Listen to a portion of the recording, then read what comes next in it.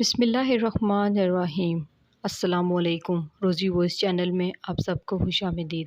آج میں آپ کے لیے ایک بہت ہی اچھی اور دلچسپ کہانی لے کر آئی ہوں۔ کہانی شروع کرنے سے پہلے آپ سب سے گزارش ہے کہ آپ نے اگر ابھی تک میرے چینل کو سبسکرائب نہیں کیا تو میرے چینل کو سبسکرائب کیجیے، ساتھ جو بیل آئیکن ہے اس کو بھی کلک کیجیے تاکہ ہر نئی آنے والی ویڈیو آپ تک آسانی سے پہنچ سکے۔ میری بہو کی شادی کو ابھی 2 دن نہ ہوئے تھے کہ وہ بے صبری سے حاملہ ہونے کا انتظار کرنے لگی۔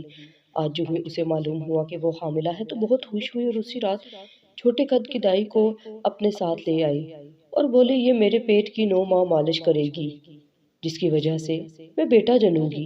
یوں وہ دائی روز آنے لگی، مگر مجھے اس وقت بہت حیرت ہوتی جب بہو اس کو پیسے دینے کے بجائے اس سے ڈھیروں پیسے لے کر اپنے پرس میں رکھتی۔ ایک دن مجھے شک ہوا تو میں نے بہانے سے بہو کو میکے بھجوا دی اور خود بہو کے کپڑے پہن کر لیٹ گئی۔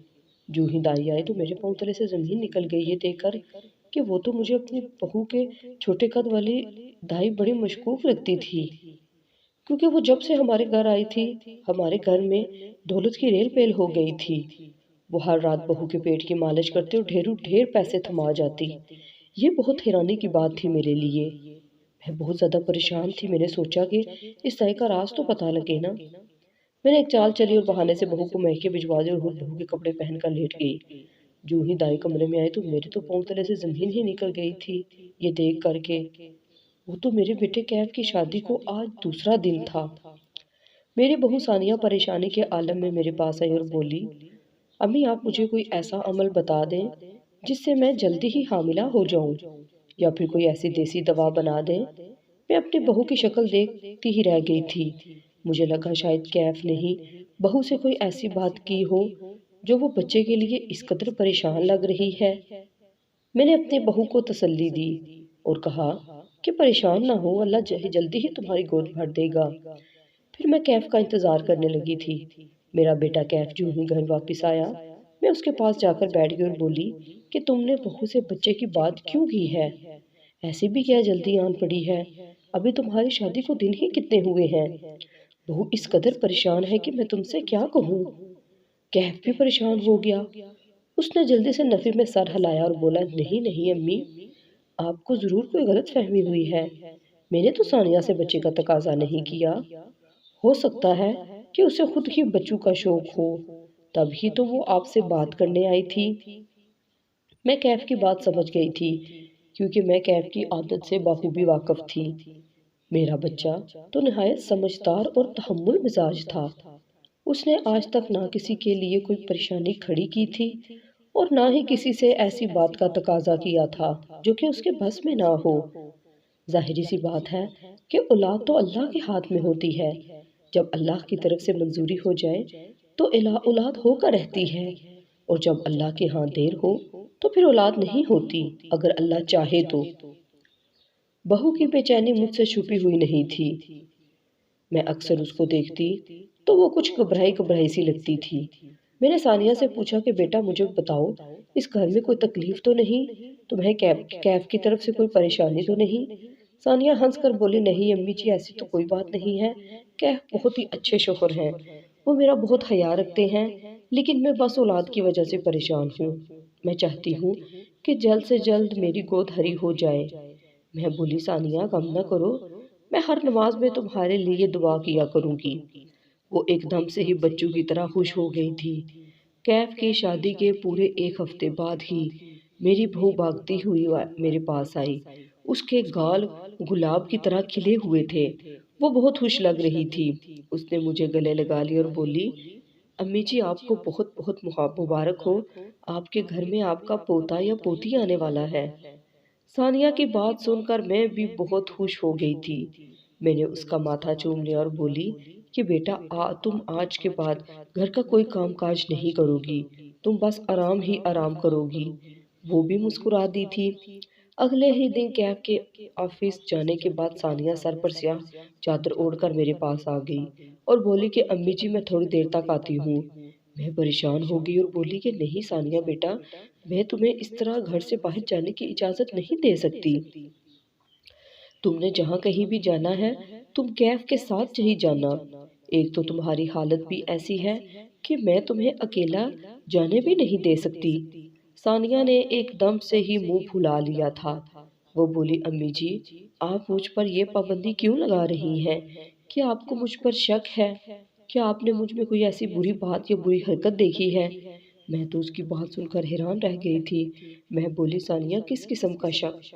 اگر کوئی ایسی ویسی بات ہوتی تو میں تمہیں اپنے اکلوتے بیٹے کی بیوی بنا کر کیوں لاتی؟ ثانیہ مسکرا دی۔ وہ بولی امی جی بس پھر مجھے آدھے گھنٹے کے لیے اجازت دے دیں، میں بس یوں گئی اور یوں واپس آئی۔ میں بہت زیادہ مجبور ہو گئی تھی، اس لیے میں نے ثانیہ کو جانے دیا۔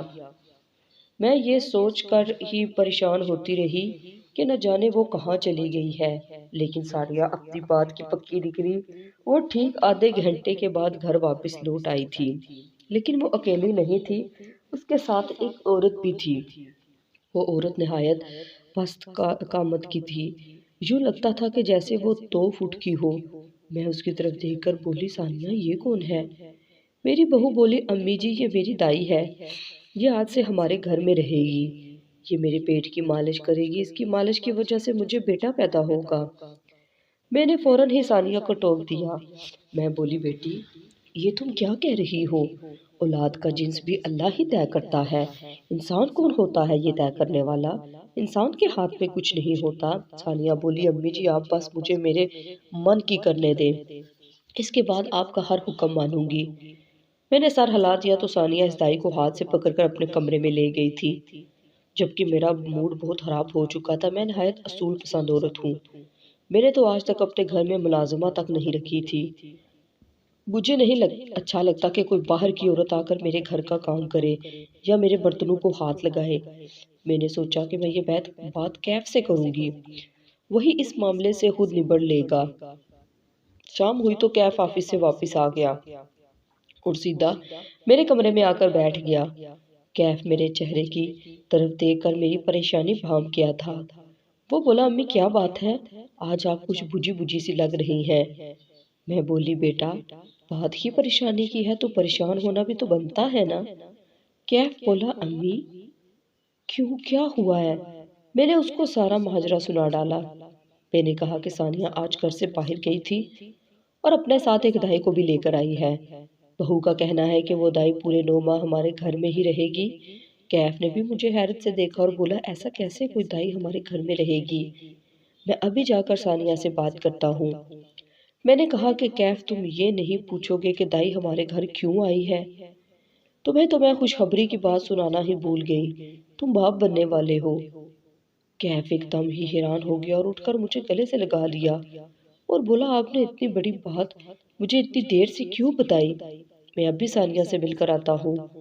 پھر کیف اپنے کمرے میں چلا گیا اور رات کے کھانے کے وقت ہی باہر آیا تھا۔ میں نے اس سے پوچھا کہ کیا تم نے بہو سے بات کی؟ وہ بولا جی امی میں نے ثانیہ سے بات تو کی تھی لیکن وہ رونے لگ گئی تھی۔ آپ تو جانتی ہیں کہ اس حالت میں عورت کا رونا اچھا نہیں ہوتا، بچے کی صحت پر برا اثر پڑتا ہے، اس لیے میں نے اسے اس کے حال پر ہی چھوڑ دیا تھا۔ آپ ثانیہ کو اس کی منمانی کرنے دیں۔ میں بولی چلو ٹھیک ہے وہ ثانیہ کی مالش آ کر جایا کرے لیکن میرے گھر میں نہ رہے۔ کیف بولا امی گھر کا خرچہ میں چلاتا ہوں، میں ہی اس دائی کی روٹی پوری کر لوں گا، آپ کو کس بات کی پریشانی ہے؟ آپ کیوں اتنی پریشان ہیں؟ میری آنکھوں میں آنسو آ گئے تھے۔ زندگی میں پہلی بار میرے بیٹے نے مجھ پر اپنی کمائی کا روپ ڈال دیا تھا۔ میں کھانا چھوڑ کر اٹھ کر اپنے کمرے میں چلی گئی تھی۔ میں نے جائے نماز بچھایا اور نماز پڑھنے لگی تھی۔ نماز پڑھ کر میں نے دایاں انداز میں اپنے ہاتھ پھیلا لیے تھے۔ میں اللہ سے گفتگو کرنے لگی تھی۔ آج میرا دل بہت بھر آیا تھا، میں رو رہی تھی جب مجھے دروازہ کھلنے کی آواز آئی۔ میں نے جلدی سے آنسو پونچھ لیے تھے اور سلام پھینک کر اٹھ کھڑی ہوئی تھی۔ میرے سامنے ہی کیف کھڑا تھا۔ وہ بولا امی آپ کیوں رو رہی ہیں؟ پھر بولا امی جس طرح آپ اس گھر کی مالک تب تھی جب ابو حیات تھے بالکل اسی طرح اب آپ اس گھر کی مالکن ہیں۔ آپ دل میں کسی قسم کا کوئی وسوسہ مت لائیے گا، آپ ہی تو میرا سب کچھ ہیں۔ آج میں جس مقام پر ہوں آپ ہی کی وجہ سے ہوں۔ آپ نے مجھے پڑھایا لکھایا، میری بہترین تربیت کی اور میری بہت اچھی جگہ پر شادی کی۔ اگر آپ کہیں تو میں اسی وقت اس دائی کو ہاتھ سے پکڑ کر اس گھر سے نکال دوں گا۔ میں نے نفی میں سر ہلا دیا۔ میں بولی بیٹا رہنے دو، بہو کو کرنے دو جو وہ کرنا چاہتی ہے۔ دراصل میں اللہ کے قہر سے ڈر گئی تھی۔ میں نے سوچا کہ بروز قیامت اللہ نے مجھ سے پوچھ لیا کہ تم نے اس دائی کے ساتھ کیا سلوک کیا تھا تو میں کیا جواب دوں گی۔ صبح بہو میرے پاس آ کر بیٹھ گئی اور بولی امی جی مجھے لگتا ہے کہ آپ مجھ سے ناراض ہیں، مگر میری بات سن لیں، شاید آپ کی ناراضگی ختم ہو جائے۔ امی جی یہ دائی ہمارے گھر کے پاس ہی رہتی ہے، پست قامت ہونے کی وجہ سے کوئی بھی حاملہ اس سے اپنا کیس نہیں کرواتی تھی۔ ان کو یہی وہم تھا کہ بونی سی دائی دیکھے گی کیا پتہ یہ ہماری اولاد کا بھی قد ہی چھوٹا ہی رہ جائے۔ شادی تو اس کی ہو نہ سکی تھی، یہ بیچاری یوں ہی مر مر کر گزر بسر کرتی تھی۔ پھر اس کے ہاتھ ایک خاص قسم کا تیل لگ گیا۔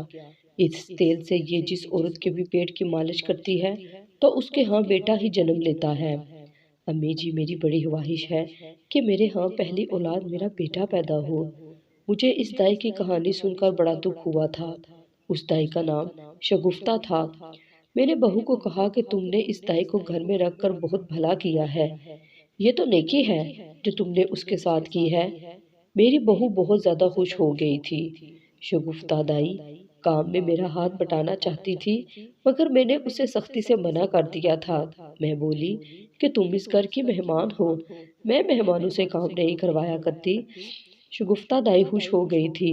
آج شام اس نے میری بہو کے پیٹ کی مالش کرنی تھی، اس لیے میرا بیٹا میرے کمرے میں آ کر لیٹ گیا تھا۔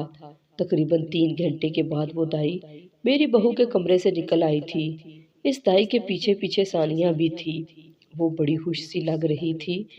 اس نے آ کر میرے سامنے اپنا دوپٹہ کھول دیا تھا اور بولی امی جی یہ دیکھیں دائی نے مجھے کتنے زیادہ پیسے دیے ہیں۔ میں حیران رہ گئی تھی کیونکہ وہ دائی ایک غریب عورت تھی اور اس کے آگے پیچھے کوئی بھی نہیں تھا۔ کیف بھی حیران ہوا تھا لیکن پھر وہ خوش ہو گیا اور اپنے کمرے میں چلا گیا تھا۔ میں نے بہو سے پوچھا کہ اس دائی نے اتنے پیسے تمہیں کیسے دے دیے؟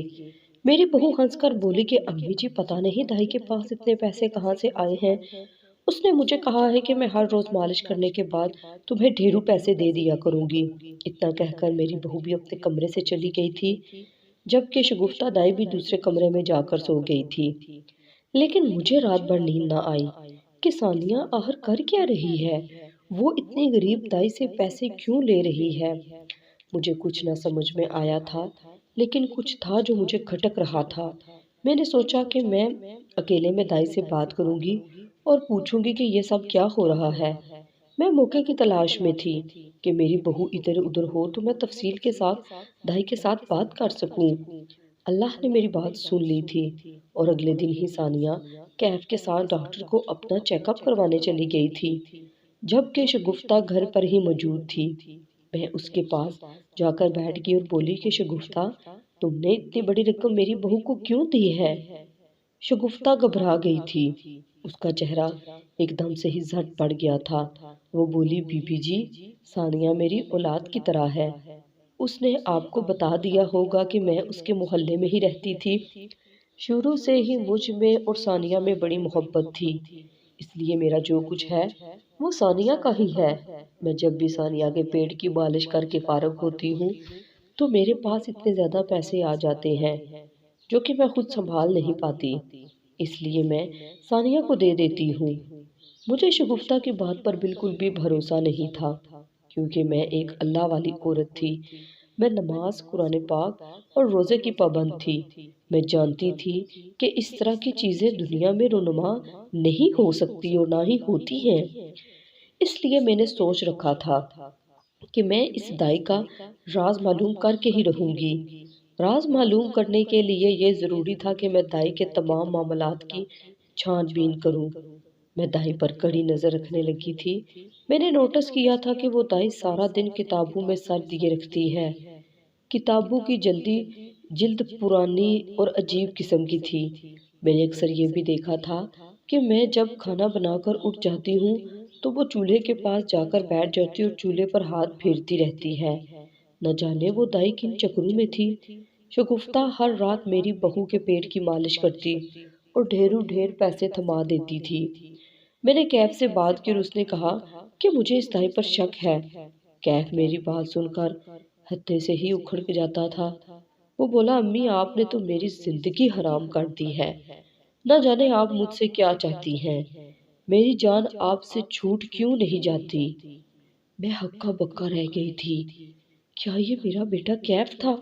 اس نے تو آج تک کسی ملازم کے ساتھ بھی اونچی آواز میں بات نہ کی تھی، ماں کے ساتھ بدتمیزی تو بہت دور کی بات ہے۔ میں ساری رات روتی رہی تھی، مجھے لگ رہا تھا کہ کیف مجھ سے آ کر معافی مانگ لے گا، مگر یہ میری حام خیالی ہی تھی۔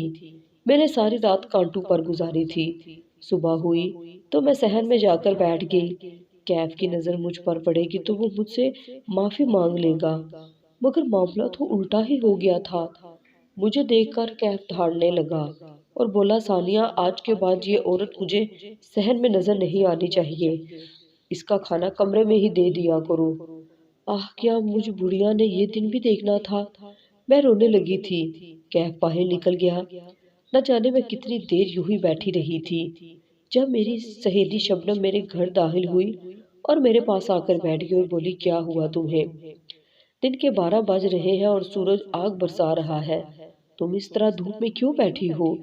میں اس کے گلے لگ کر پھوٹ پھوٹ کر رونے لگی تھی۔ میں نے سارا ماجرا اسے سنا دیا۔ شبنم بولی تم غم نہ کرو، پریشان نہ ہو، آج شام میں میرے گھر ایک پیر صاحب آ رہے ہیں، تم میرے گھر آ جانا، ہم تمہارا مسئلہ ان کے سامنے رکھ دیں گے۔ میں بولی شبنم تم تو جانتی ہو کہ میں پیر فقیروں پر یقین نہیں رکھتی۔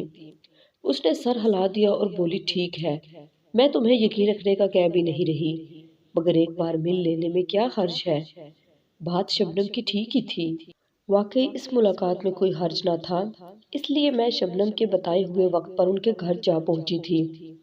وہاں ان پیر صاحب کے مریدوں کا تانتا بندھا ہوا تھا، مگر شبنم نے میری سفارش کی تو وہ میری بات سننے کے لیے تیار ہو گئے تھے۔